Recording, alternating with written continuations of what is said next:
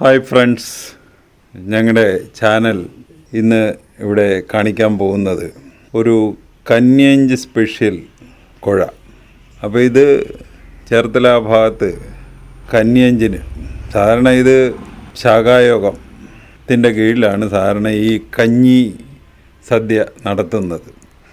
അപ്പോൾ അതിന് ഒരു കറിയായിട്ട് കൊടുക്കുന്നതാണ് ഈ കുഴ. അപ്പോൾ അതിന് നമ്മുടെ ആ നാട്ടിൽ ഉണ്ടാകുന്ന മിക്ക സാധനങ്ങളും ഇതിലവർ കുഴ ഉണ്ടാക്കുമ്പോൾ കയറ്റുന്നുണ്ട്. അതുകൂടാതെ നമുക്ക് വേണ്ടി വരുന്നത് മുളക് പൊടി, മഞ്ഞൾപ്പൊടി, ജീരകം, ഉപ്പ് ആവശ്യത്തിന്. അപ്പോൾ ഇതിലിപ്പോൾ ഇവിടെ എടുത്തിരിക്കുന്നത് വെള്ളരിക്ക, വെണ്ടക്ക, സവാള, ഉരുളൻകിഴങ്ങ്, ടൊമാറ്റോ, ചേന, പപ്പായ, കുമ്പളങ്ങ, പടവലങ്ങ, ബീൻസ്, 1 കിലോ തേങ്ങ, അച്ചിങ്ങാപ്പയർ, ഉള്ളി, കണ്ടിച്ചേമ്പ്, കപ്പ. അപ്പോൾ ഏകദേശം 2.5 കിലോ കപ്പയുണ്ട്, മുരിങ്ങാക്കോല്, ഏത്തക്ക, പച്ച ഏത്തക്ക. ഇത്രയും ഇൻഗ്രീഡിയൻസാണ് ഇവിടെ ഇപ്പോൾ എടുത്തിരിക്കുന്നത്. അപ്പോൾ ഇത് വെച്ച് ഒരു കന്യഞ്ച് സ്പെഷ്യൽ കുഴ ഉണ്ടാക്കാൻ പോവാണ്. അതിൻ്റെ ഒരു എക്സ്പെർട്ട് ശ്രീ ബാബുവിനെ ഏൽപ്പിക്കും.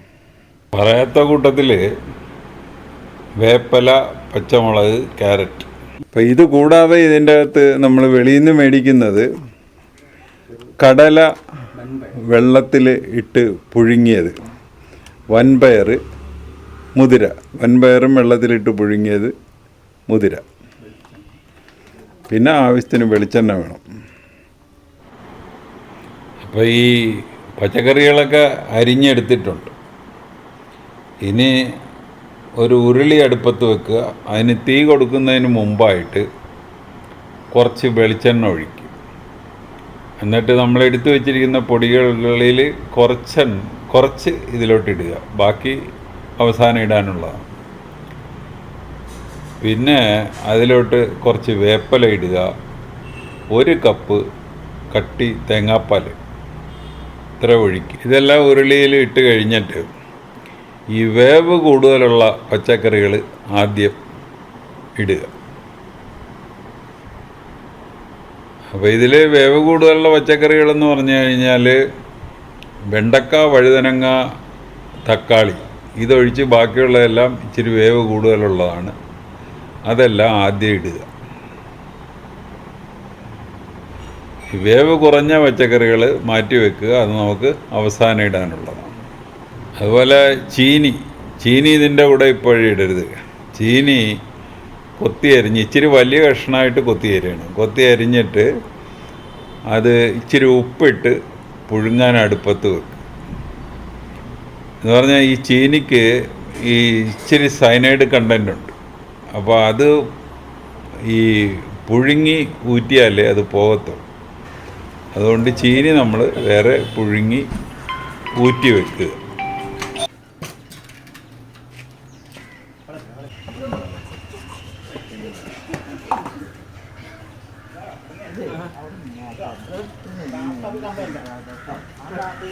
അടുത്ത് ഇലയിട്ട് മൂടി ആ പച്ചക്കറിയൊക്കെ വേകാനായിട്ട് വെച്ചിരിക്കുക.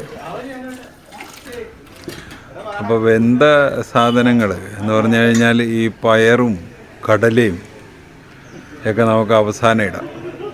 അതുപോലെ തന്നെ ഈ വേവ് കുറവുള്ള പച്ചക്കറികൾ,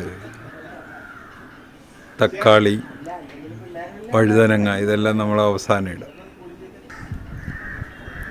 അപ്പം അത് വേവ് കുറഞ്ഞ പച്ചക്കറികളെല്ലാം അവസാനം അരിഞ്ഞെടുക്കുക.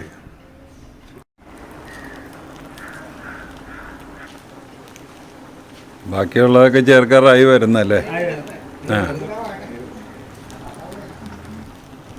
ബാക്കിയുള്ളതെന്ന് പറഞ്ഞാൽ വേവ് കുറഞ്ഞ പച്ചക്കറികൾ.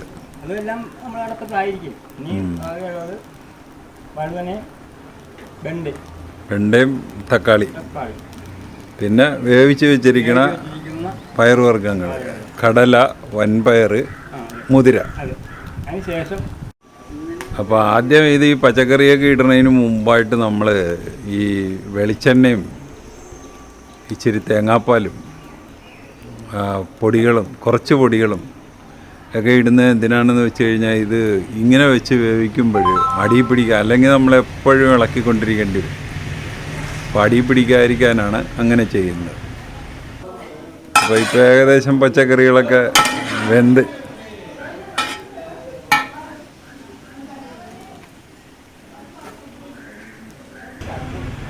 അപ്പോൾ ആദ്യമായിട്ട് മുതിര. അപ്പോൾ ഇപ്പോൾ ഇതിൽ ഇത്രയും വെള്ളം കാണുന്നത് ഈ പച്ചക്കറിയുടെ അകത്തു നിന്ന് ഇറങ്ങി വന്ന വെള്ളമാണ്. അടുത്തത് വേവിച്ച് വെച്ചിരിക്കുന്ന കടല, വൻപയർ, ബാക്കി പൊടികൾ. വേവ് കുറവുള്ള പച്ചക്കറികൾ: വെണ്ടക്ക, വഴുതനങ്ങ. അപ്പോൾ നമ്മൾ ഇവർ പറയുന്നത് തക്കാളി അവസാനം ഇടത്തുള്ളൂ, കാരണം അതിൽ പുളിയാണ്. പുളി ഇട്ട് കഴിഞ്ഞാൽ ബാക്കിയുള്ളത് വേകാനായിട്ട് താമസിക്കും. തക്കാളി അത് കാരണം അവസാനം എടുത്തുള്ളൂ. ചീനി നമ്മൾ വേറെ വേവിച്ച് വെച്ചിട്ടുണ്ട്, അതും എൻഡിലേ നമ്മൾ ചേർക്കത്തുള്ളൂ. അപ്പോൾ ഇതിൽ പയറുവർഗ്ഗങ്ങളെല്ലാം ഇച്ചിരി ഉപ്പിട്ട് വേവിച്ചിരിക്കുകയാണ്. അപ്പോൾ എൻഡിലാണ് ഇനി ഉപ്പ് ചേർക്കുന്നത്. അപ്പോൾ വെന്ത കപ്പ കൂടെ കൊണ്ടുവന്നിട്ടുണ്ട്, നല്ലപോലെ വെന്തിട്ടുണ്ട്. ഇനി അടുത്തത് ഞെരടിയ പീര. വെന്ത കപ്പ ഇതിലോട്ട് ചേർക്കുക. അപ്പോൾ വെന്ത കപ്പ എല്ലാം കൂടെ ഇളക്കി മിക്സ് ചെയ്ത് ചേർക്കുക.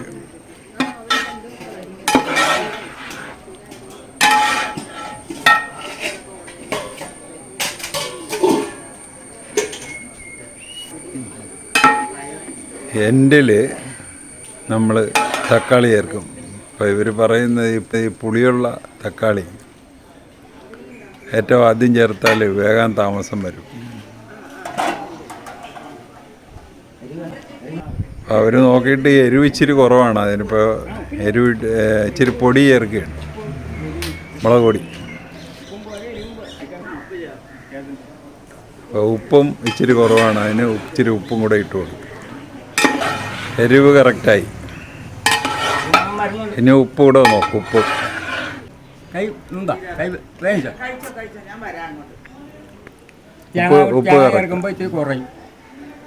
ഇനി ഇതിൻ്റെ അകത്ത് തിരുമിയ തേങ്ങ അല്ലേ? തിരുമിയ തേങ്ങ ചേർക്കുക. അപ്പോൾ ഇതിൻ്റെ അകത്ത് ഇനി ചേർക്കാനുള്ളത് തിരുമിയ തേങ്ങ, വേപ്പില, വെളിച്ചെണ്ണ, പച്ച വെളിച്ചെണ്ണ, തിരുമിയ തേങ്ങ.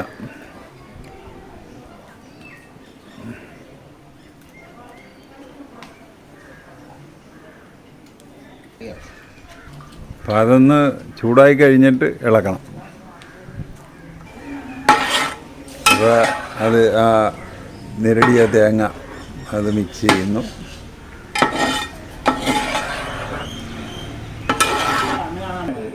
ബാക്കിയുള്ള പ്രൊസീഡിയർ എന്ന് പറഞ്ഞാൽ വേപ്പില ഇടണം, എണ്ണ ഒഴിക്കണം. അതെല്ലാം നമ്മൾ ഇറക്കി വെച്ചിട്ടാണ് ചെയ്യുന്നത്. എണ്ണ വെന്ത് പോവാതിരിക്കാൻ വേണ്ടിയാണ് നമ്മൾ ഇതെല്ലാം ഇറക്കി വെച്ചിട്ട്. പച്ച വെളിച്ചെണ്ണയുടെ രുചി നമുക്ക് അതേപടി ലഭിക്കണം. ശരി, അപ്പോൾ ഇറക്കി വെച്ച് ഇനി വേപ്പില ചേർക്കുന്നു.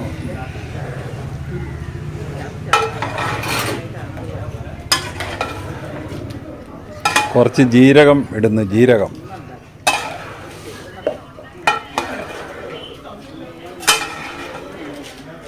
ഇനി വെളിച്ചെണ്ണ, പച്ച വെളിച്ചെണ്ണ.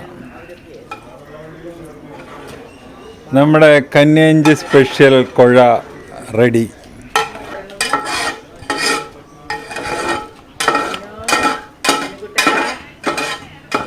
അപ്പോൾ ഈ റെസിപ്പി അനുസരിച്ച് നിങ്ങളിതൊന്ന് ഉണ്ടാക്കി നോക്കുക. ഉണ്ടാക്കി നോക്കിയിട്ട് ഇഷ്ടപ്പെട്ടുവെങ്കിൽ ഞങ്ങളുടെ ചാനൽ സബ്സ്ക്രൈബ് ചെയ്യുക. വേറൊരു വീഡിയോ ആയിട്ട് നമുക്ക് വീണ്ടും കാണാം. അപ്പോൾ ഇവർ രണ്ടുപേരുമാണ് നമുക്കിത് ഉണ്ടാക്കാൻ സഹായിച്ചത്. അവർക്ക് നന്ദി. വിറകടുപ്പിലാണ് നമ്മൾ ചെയ്യുന്നത്. ഇത് വിറകടുപ്പിലാണ് ഇത്രയും ചെയ്തത്. Thank you. അപ്പോൾ ഈ കുഴയെപ്പറ്റി, കുഴയുടെ ന്യൂട്രീറ്റീവ് വാല്യൂയെപ്പറ്റി ഒരു ഡോക്ടർ എന്ന നിലയിൽ ഞാൻ പറയുകയാണ്. ഇത് ഒരു സമീകൃത ആഹാരമാണ്. അപ്പോൾ ഇതിൽ പ്രോട്ടീൻ, ആവശ്യത്തിന് പ്രോട്ടീൻ എന്ന് പറഞ്ഞാൽ നമ്മൾ 3 തരം പയറുവർഗ്ഗങ്ങൾ ചേർക്കുന്നുണ്ട്. അതാണ് പ്രോട്ടീൻ.